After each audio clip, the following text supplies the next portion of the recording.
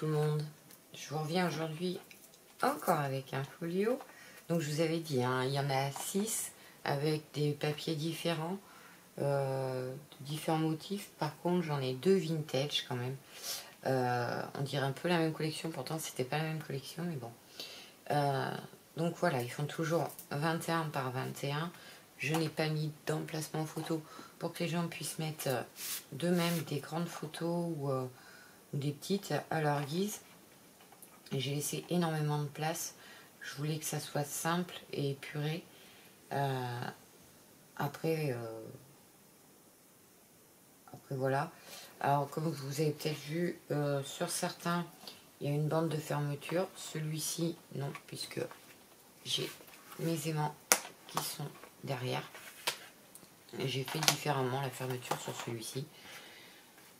Donc j'avais envie de changer un petit peu. Donc je vous laisse le découvrir. Donc nous avons la partie droite, pareil toujours avec les 2 rabats, la cascade. Je vous passe la cascade. Hein. Là toujours un espace photo là, un grand là, là avec pour glisser soit la photo, des mots, enfin comme vous voulez. Un emplacement ici. Même là, sur le côté, vous pouvez même rajouter peut-être un papier en écrivant ce que vous voulez dessus ou une petite photo comme vous le souhaitez. Donc voilà pour ce côté-ci. Et l'autre côté, donc là, il y a une petite... j'ai perdu le nom. Pour glisser pareil, photo, mémo. Là j'ai laissé espace parce que je trouvais déjà que le papier était bien chargé. Là pareil. Là toujours le même système. Après vous pouvez mettre une photo et rajouter un truc pour écrire la légende de la photo à côté. Voilà.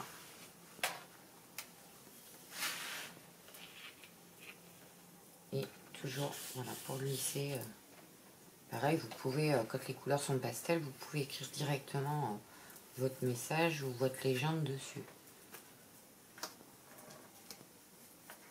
Par contre, avec les photos, c'est vrai que pour pas que ça s'efface dans le temps, moi j'utilise les feutres Posca. Je sais pas si j'en ai là. Voilà. Moi j'utilise ceux-là. Vous avez toutes les couleurs, hein, vous avez noir et blanc. Moi j'utilise ça parce que une fois que c'est sec, ça ne transfère pas sur les photos. Et ça dure dans le temps, moi je trouve. Donc c'est ce que j'utilise.